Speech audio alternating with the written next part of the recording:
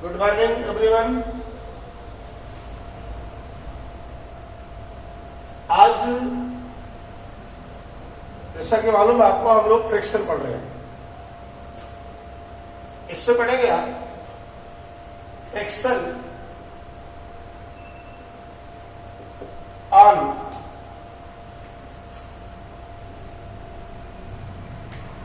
Inclined plane.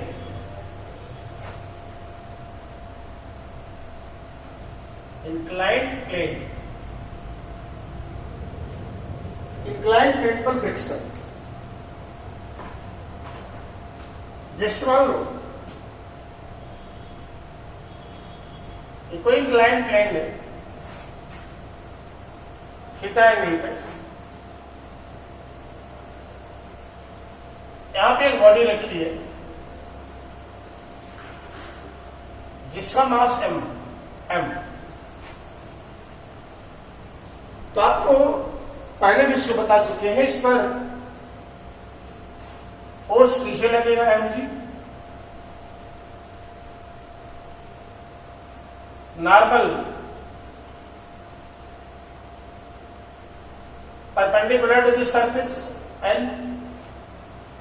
ये theta है तो ये एंगल थीटा होगा, इसका एक कंपोनेंट होगा mg cos थीटा, ये कंपोनेंट होगा mg sin थीटा।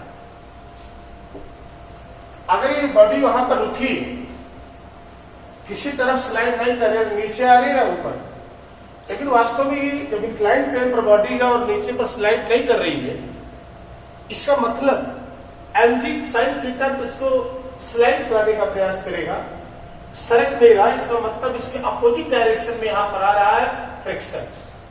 फ्रिक्शन आ रहा है, यह फ्रिक्शन इसको स्लाइड करने से रोकेगा। बॉडी का ऊपर जा रही है ना नीचे आ रही है, इसका मतलब यह बैलेंस कर रहा है किसको, mg cos थीटा को, और फ्रिक्शन बैलेंस कर रहा है mg sin थीटा को। तो लिख सकते हैं F equals mg sin theta, question number 1, और n equals mg cos theta, question number 2। F equals mg sin theta, n equals mg cos theta. अच्छा, एक में 2 से डिवाइड कर दो, आ जाएगा F by n equals mg sin theta by mg cos theta, mg sin theta by mg cos theta. mg cancel, F होता है mu n, F equals mu n, कल बताया था, बाई n, और sine by cos tan theta, तो mu आ जाता है tan थीटा। या फिर ये थीटा की वह वैल्यू है जिस पर बॉडी इक्विलिब्रियम कंडीशन में है, just like to tendency of sliding, just point of motion में बॉडी आने वाली है, आई नहीं है। किसी इंक्लाइंड प्लेन पर किसी बॉडी को रख करके प्लेन को ऐसे उठाओ, धीरे धीरे उठाओ उठाओ, एक पोजीशन ऐसी आएगी कि बॉडी सरकने की कंडीशन में आ जाएगी। उससे हल्का भी आपने उठा दिया और उस एंगल से, सर्टेन एंगल से थोड़ा सा उठाया तो बॉडी स्लाइड कर जाएगी। उस एंगल को कहा जाता है angle of repose. Angle of repose यही थीटा है जिस पर स्लाइड करने कंडीशन में है, कर नहीं रहा है, तो थीटा हो जाता है यहां से tan इनवर्स म्यू।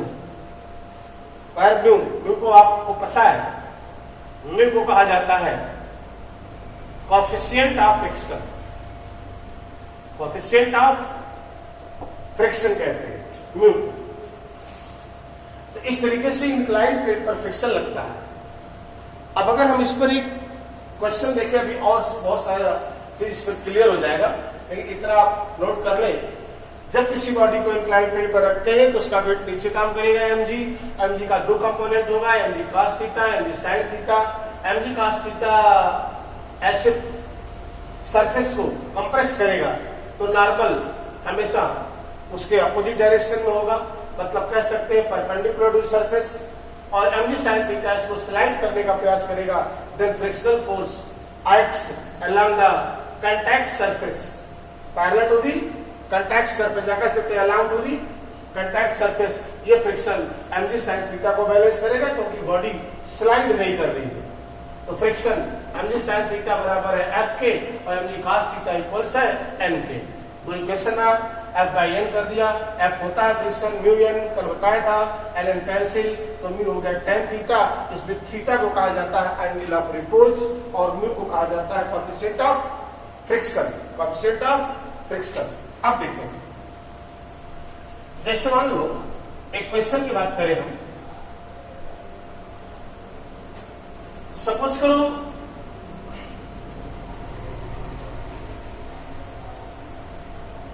ये ऐसे इंक्लाइन प्लेन है,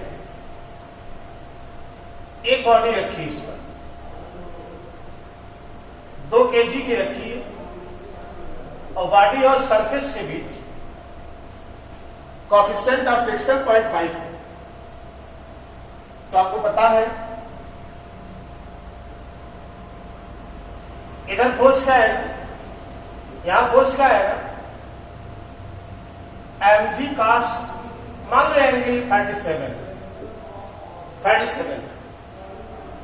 mg cos 37 एंड ये हो गया, लिख सकते हो m2 g10 cos 37 4/5,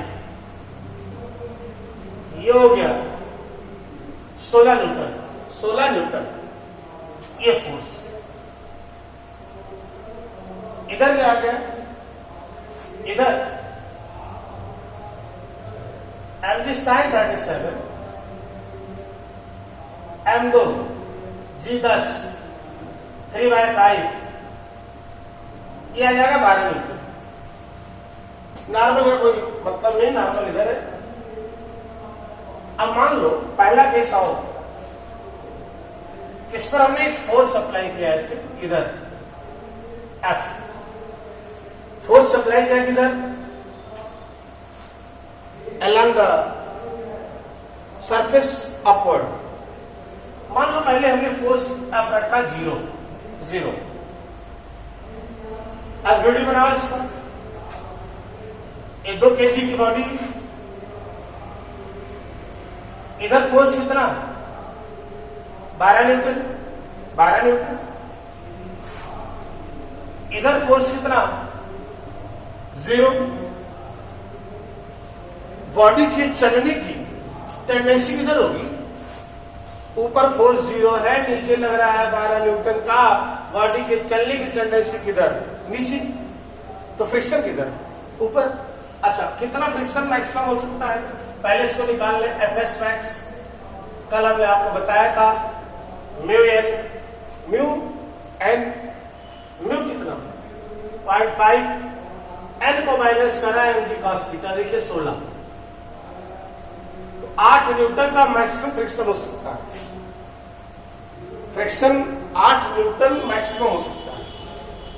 तो अगर मान लीजिए इस बॉडी की सरकने की टेंडेंसी नीचे है 12 न्यूटन से, तो फ्रिक्शन किधर लगेगा, ऊपर, कितना 8 मैक्सिमम, इधर फ्रिक्शन आ जाएगा 8 न्यूटन। अब नीचे की तरफ 12 मैक्सिमम फ्रिक्शन हो सकता है, कितना 8, तो फ्रिक्शन 8 लग रहा है, ऊपर रोकने का प्रयास कर रहा है और 12 न्यूटन इसको स्लाइड करने का प्रयास कर रहा है, तो नेट किधर गया, नीचे, नेट फोर्स नीचे कितना 4 न्यूटन, यानी नेट फोर्स हो गया 12 - 8 बराबर ma, 4 बराबर 2, ये 2 kg की बॉडी, ए आ गया 2 मीटर पर सेकंड स्क्वायर, 2 मीटर पर सेकंड स्क्वायर का एक्सेलरेशन है, इसमें एक्सेलरेशन लगेगा, फ्रिक्शन किधर है, ऊपर। अच्छा, चलो दूसरे केस में आते हैं, फोर्स लगा दिया 2 न्यूटन, कितना 2 न्यूटन। आज एक वीडियो बनाओ इसका, ये बॉडी इधर कितना 12 न्यूटन। इधर अप्लाई कितना किया? 2 न्यूटन। नेट फोर्स कितना? 10 न्यूटन। किधर? नीचे की डायरेक्शन में। तो नीचे की डायरेक्शन में अगर टेंडेंसी सरकने की है तो फ्रिक्शन ऊपर। मैक्सिमम कितना? 8 न्यूटन। मैक्सिमम 8 हो सकता है।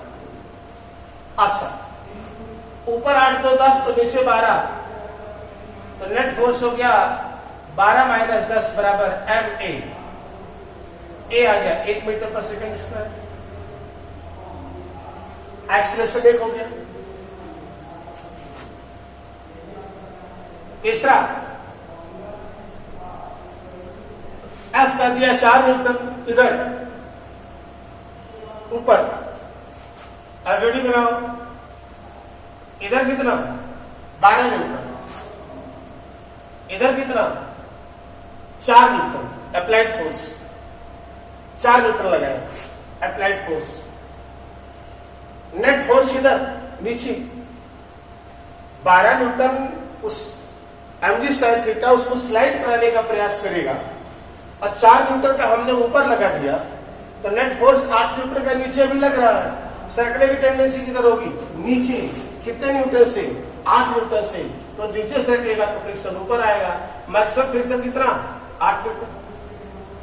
तो बोलो एक्सीलरेशन 12 माइनस 8 4 12 इक्वल्स ma। 0 बराबर 2a। ए हो गया 0। इसका मतलब वो बॉडी चल नहीं रही है क्योंकि 8 न्यूटन फ्रिक्शन रोकेगा और 4 न्यूटन आपने ऊपर अप्लाई कर दिया तो 12 न्यूटन का फोर्स ऊपर लग गया और 12 नीचे लग रहा है। इसका मतलब उस पर नेट फोर्स हो गया 0, यानी एक्सीलरेशन क्या हो गया? 0। चौथा कैसे? मान लो यहां हमने कर दिया 6 न्यूटन। कितना? 6 न्यूटन। और बढ़ा देते 8 न्यूटन कर देते या 6 न्यूटन करें पहले। 6 न्यूटन तो एफडी ले लो। इधर कितना? 12 न्यूटन। अप्लाइड कितना? 6 न्यूटन। बॉडी की टेंडेंसी की तरह सरकने की नीचे कितने न्यूटन से? 6 न्यूटन से। तो फ्रिक्शन कितना? 6 Newton. Friction is the self adjusting force. हमने कल बताया था अगर मान लो किसी बॉडी का मैक्सिमम स्ट्रक्चरल फ्रिक्शन 10 न्यूटन है, बॉडी रखी है, आपने 2 न्यूटन से अगर खींचा तो फ्रिक्शन कितना लगा? 2 न्यूटन। 10 न्यूटन से खींचा फ्रिक्शन कितना लगा? 10 न्यूटन। 5 न्यूटन से खींचा फ्रिक्शन कितना लगा? 5 न्यूटन। लेकिन मैक्सिमम अगर एफएस मैक्स 10 है तो निश्चित है 10 न्यूटन से खींचोगे पूरा फ्रिक्शन मैक्सिमम लग जाएगा। अब 12 से खींचोगे तो मैक्सिमम 10 लगाएगा वो, लेकिन 12 में से 10 घट गया तो कितना बचा? 2 का नेट फोर्स आ गया। इसका मतलब बॉडी चल देगी। यहां पर भी वैसे नीचे 12 लग रहा था, ऊपर लगाया 6 तो नेट आया किधर? 6। किधर? नीचे। बॉडी की सरकने की टेंडेंसी नीचे है 6 न्यूटन से, तो फ्रिक्शन सेल्फ एडजस्ट कर लेगा। कितना हो जाएगा? 6। बोलो एक्सीलरेशन 0। ऊपर 6 से 12, नीचे भी 12, एक्सीलरेशन 0। आइए 5वां केस देखिए। मान लो हमने लगा दिया 10 न्यूटन, ऊपर फोर्स लगाया कितना? 10 न्यूटन। अब देखो क्या होता है। अब बेटी बनाओ। इधर 12 न्यूटन, इधर 10 न्यूटन। सरकने की टेंडेंसी किधर? नीचे। कितने फोर्स से? 2 न्यूटन। अब 2 न्यूटन से नीचे सरकी अगर सरकने की टेंडेंसी करेगी तो फ्रिक्शन ऊपर लग जाएगा कितना? 2 न्यूटन। सेल्फ एडजस्ट कर रहा अपने आप को। कभी फ्रिक्शन 8 न्यूटन, कभी 6 न्यूटन, कभी 2 न्यूटन एडजस्ट कर रहा। जितना अप्लाइड फोर्स नेट आएगा उतना फ्रिक्शन आ जाएगा अपोजिट डायरेक्शन में। तो यहां भी एक्सीलरेशन कितना हो गया? 0, क्योंकि ऊपर भी 10 2 12, नीचे भी 12, नेट फोर्स 0, एक्सीलरेशन 0। अच्छा, मान लो एक और केस आगे बढ़ते हैं। मान लो कि हमने फोर्स लगा दिया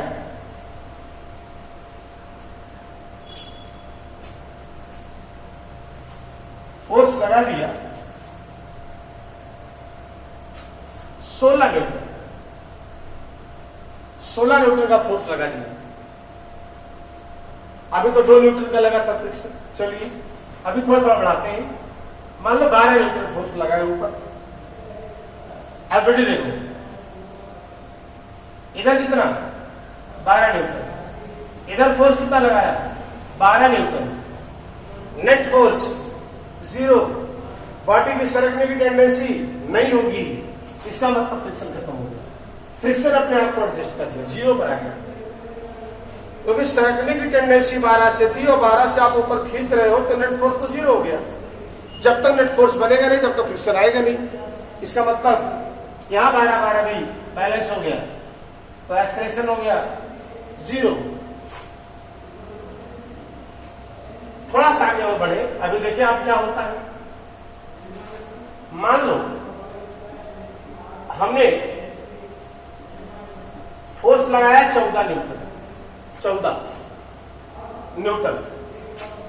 अब बेटी देखो 12 न्यूटन फोर्स लगाया 14 न्यूटन, 14 न्यूटन। अब यही देखना है। अच्छा अभी तक तो नीचे का फोर्स से कम फोर्स लगा रहे थे हम, मैक्सिमम 12 लगाया। जो नीचे देखो हर जगह 12 12 12 12 लग रहा था एम दिस साइन थीटा, वो तो वही है। अप्लाइड फोर्स चेंज कर रहे थे, 2 न्यूटन लगाया, 4 न्यूटन लगाया, यहाँ 10 न्यूटन लगाया, यहाँ 6 न्यूटन लगाया, यहाँ 12 तक लगाया, उसके बराबर हो गया। अब ये फोर्स हो गया 14 का। अब बताओ बॉडी की सरकने की टेंडेंसी नीचे होगी कि ऊपर? ऊपर। जब सरकने की टेंडेंसी ऊपर होगी तो फ्रिक्शन किधर आएगा? नीचे। फ्रिक्शन किधर आएगा? नीचे। कितना आएगा? कितना? नेट फोर्स कितना है ऊपर? 14 माइनस 12, 2 न्यूटन। 2 न्यूटन से सरकना चाहेगा तो 2 न्यूटन फ्रिक्शन लगे नीचे। फ्रिक्शन का डायरेक्शन चेंज हो गया। 12 न्यूटन तक फोर्स आपने अप्लाई किया तो फ्रिक्शन का डायरेक्शन नहीं चेंज हुआ था, वो ऊपर ही लग रहा था। 8 न्यूटन देखिए घटा कहीं 2 न्यूटन, 6 न्यूटन, फिर आ गया 0, ऊपर की तरफ फ्रिक्शन। अब जैसे 14 न्यूटन का फोर्स लगाया फ्रिक्शन का डायरेक्शन हो गया नीचे। कितना? अरे भाई नेट फोर्स आप लगा रहे हो 2 का तो 2 फ्रिक्शन खा लेगा। तो 14 नीचे 14 ऊपर, net force 0, acceleration F/m 0/m 0। ऐसे आप बढ़ाते जाओ, फोर्स चाहे जितना बढ़ाते जाओ। अगर मान लो हम फोर्स लगा देते हैं 18 न्यूटन, कितना? 18। अब बेटी देखो इधर कितना? 12, इधर कितना? 18, नेट कितना? 6। किधर? ऊपर। अगर ऊपर 6 लगेगा टेंडेंसी सरकने के ऊपर होगी तो फ्रिक्शन नीचे आएगा। कितने का? मैक्सिमम 6। जितना अप्लाइड नेट फोर्स है उतना मैक्सिमम बैलेंस कर देगा। 12 6 18, 18 ये भी एक्सेलरेशन फिर 0। नहीं समझे? समझ आ रहा है? कुछ समझना पड़ेगा। अब मान लो हमने F लगा दिया 22 न्यूटन। अब देखो क्या होगा। 22 न्यूटन, इधर 12 न्यूटन, इधर 22 न्यूटन। नेट फोर्स कितना? 10 न्यूटन। किधर? ऊपर। 22 माइनस 12, 10 से ऊपर चलेगा, फ्रिक्शन किधर आएगा? नीचे। कितना? 10 नहीं, फ्रिक्शन तो हो ही सकता है। एफएक्स मैक्स कितना हो सकता है? मैक्सिमम 8। फ्रिक्शन मैक्सिमम कितना हो सकता है? 8। 8 से ज्यादा हो नहीं सकता। 0 से लेकर के 8 तक कुछ भी हो सकता है। डायरेक्शन नीचे होगा तो ऊपर होगा। हमने बताया था यहां तो देखो डायरेक्शन चेंज नहीं हुआ। जब यह 0 हुआ, अब 12 न्यूटन से ज्यादा फोर्स अप्लाई कर रहे हैं तब फ्रिक्शन का डायरेक्शन नीचे होगा। 2 न्यूटन लगा, यहाँ 6 न्यूटन लगा, यहाँ 8 न्यूटन मैक्सिमम पहुंच गया। अब 12 8 20 नीचे 22 ऊपर, नेट हो गया 2। 22 माइनस 20 बराबर ma, 2 बराबर 2a, a बराबर 1। 1 मीटर पर सेकंड स्क्वायर का एक्सीलरेशन है। एक चीज याद रखो जनरल, जब फ्रिक्शन ऊपर होगा, अब कैलकुलेटर्स को up the inclined plane, up the inclined plane, तो वास्तव में ऊपर जब सरकेगा एफ ज्यादा होगा और एम जी साइन थीटा कम होगा। अगर बॉडी की सरकने की टेंडेंसी अप में है तो आप लिखोगे M A equals M G sine theta minus mu M G cos theta.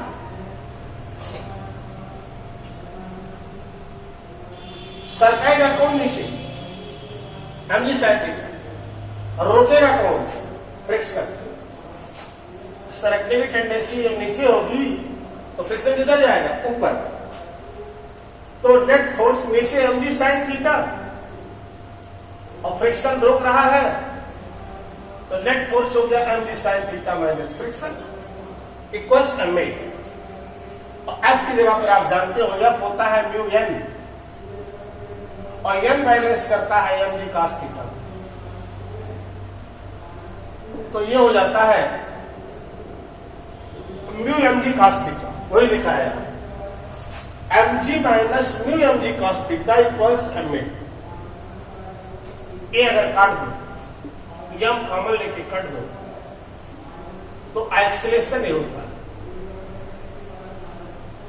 जब इंक्लाइंड प्लेन पर बॉडी के सरकने की टेंडेंसी नीचे हो या बॉडी नीचे सरक रही हो तब एक्सीलरेशन होता है G sine theta minus mu G cos theta. But down